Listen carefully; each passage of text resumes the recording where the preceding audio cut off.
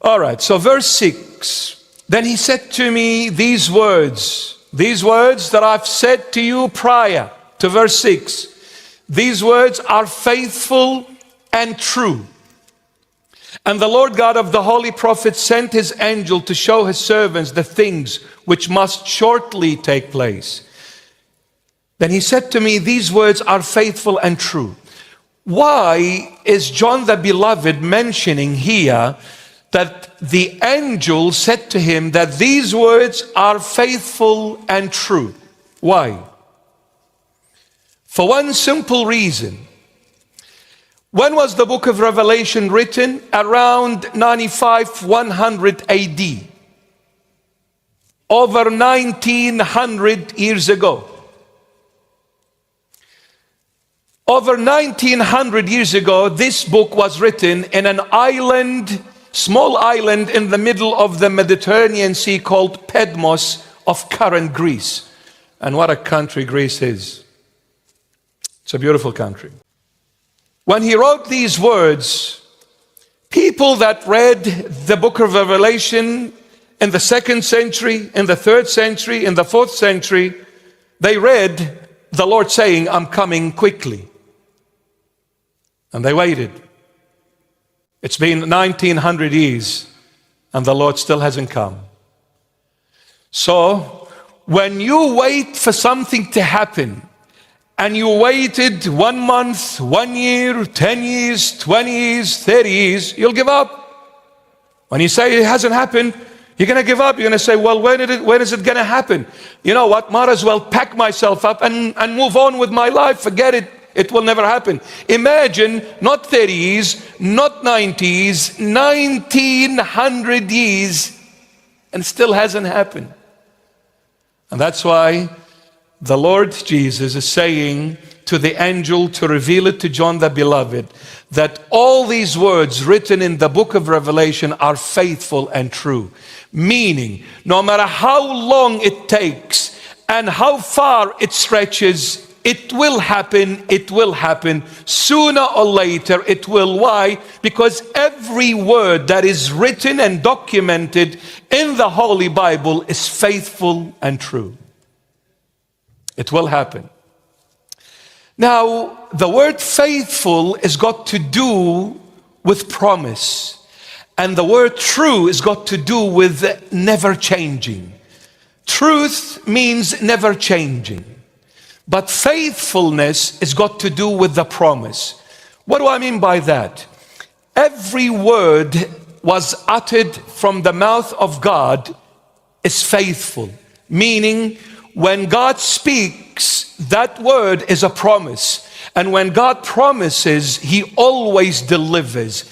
God never fails. In whatever He says, He does.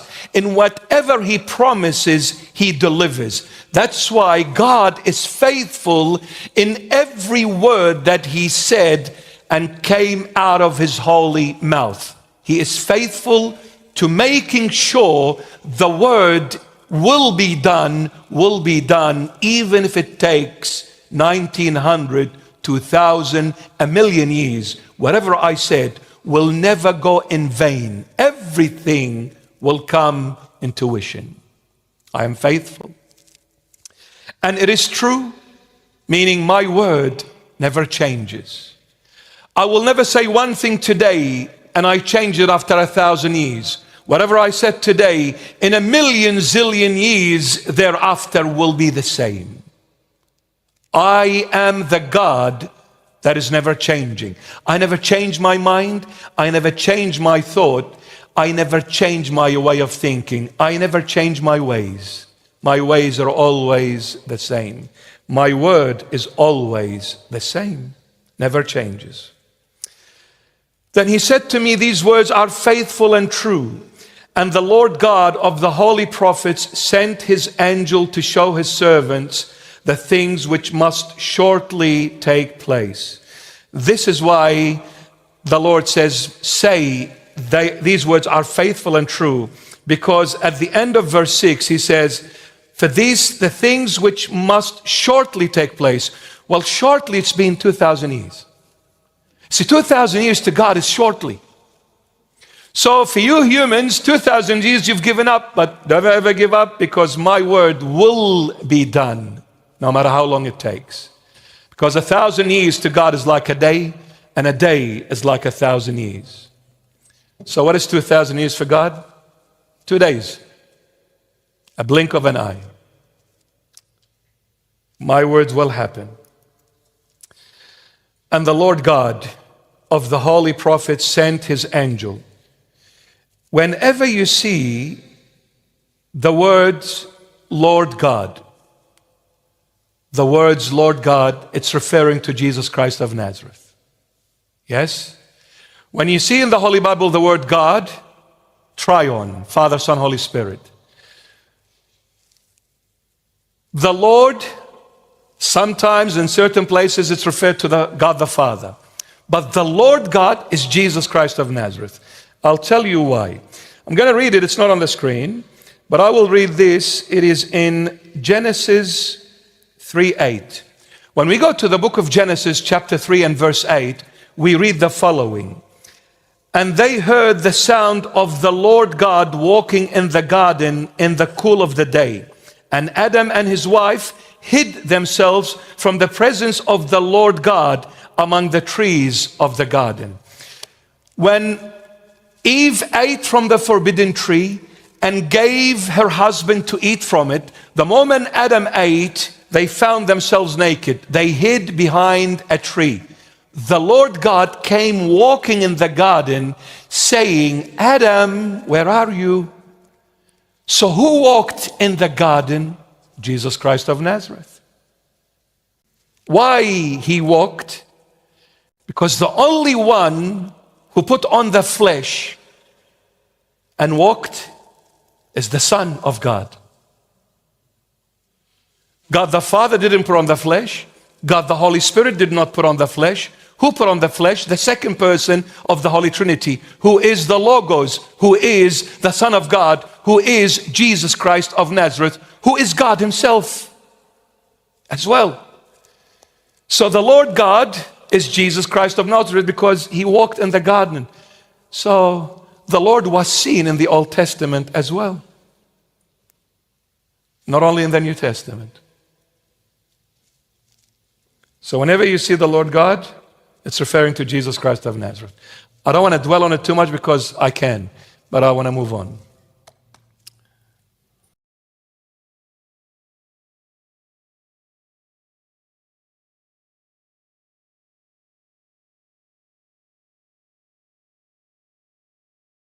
What are you fighting for? What are you fighting about? The time is at hand. Do not seal the word of the prophecy of this book because the time is at hand. But when he said to Daniel, he said, go now, it's not your time. Seal it. You know why? Because so we can finish the verses. And he said to me, do not seal the words of the prophecy of this book, for the time is at hand. I'm going to take you to the book of Daniel. Again, it's not on the screen. But we go to the book of Daniel chapter 12. And let's see what the book of Daniel chapter 12 and verse 9 says. Here in verse 10, the angel is saying to John the Beloved, and he said to me, do not seal the words of the prophecy of this book. Why? For the time is at hand. The time is near. The time is very close. Do not seal the words of this book. Why? Because the time is at hand. It is very, very close. Meaning the Lord Jesus is on his way back. It's very, very, very close, my beloved church. Very close. Look in Daniel 12, chapter 12, verse 9. Look what the archangel Gabriel is saying to the prophet Daniel. And he said, this is Archangel Gabriel speaking to Daniel the prophet. And he said, go your way. He said to Daniel, go now. It's not your time. Go your way, Daniel, for the words are closed up and sealed till the time of the end. Wow. So when it is still not the time for the word, seal it. But when it is time for it, don't seal it. And in Revelation 22 verse 10, he's saying, do not seal the words. Why? Of the prophecy of this book, for the time is at hand. My beloved, just look around you and see what's happening in the world. The time is definitely at hand. Stop chasing nonsense. Stop fighting over nonsense. Stop saying, this is my chair, and this is my throne, and this is my glory, and this is my position, and this is my fame. The time is at hand. When the time comes, your fame, your glory, your throne, your position, your chair will be washed away, and you with it. Stop fighting over foolish things. The time is at hand. And look at us, what we're arguing about. Nonsense. Nonsense. You didn't buy me. You didn't get me. You didn't take me. You didn't. Enough. Enough. My daughter, my son, don't fight over things. If you have food on the table, thank God. If you have a dry bread, thank God. There are people who don't even have that dry bread. If you have a roof over your head, thank God, because there are people who don't have this privilege. If you have people that love you, thank God, because there are people who don't have this privilege. If you have health, thank God, because there are people who do not have this privilege. What are you fighting for? What are you fighting about? The time is at hand. Do not seal the word of the prophecy of this book, because the time is at hand. But when he said to Daniel, he said, go now, it's not your time. Seal it. You know why? Because the book of Daniel was written 2,400 years ago for the 21st century, not for his time. That's why the archangel Gabriel said to Daniel, go to sleep. It's not your time. Write the book, Daniel, but seal it.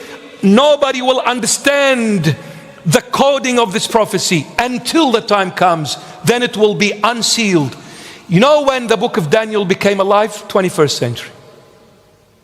It was written over 2,400 years ago. Now it's alive. Daniel the prophet is awakened in the 21st century. Every word he said is for us, not for him, not for any other century. It's for now.